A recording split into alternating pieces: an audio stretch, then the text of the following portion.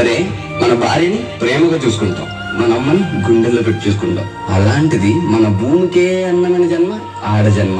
ఇంకా వాళ్ళందరినీ ఇంకెంత మర్యాదగా చూసుకోవాలి.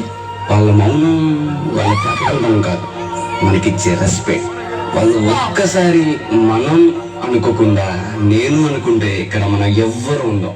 ఎందుకంటే మనందరం ఆడవాళ్ళ కడుపులో చేసిన వాళ్ళమే.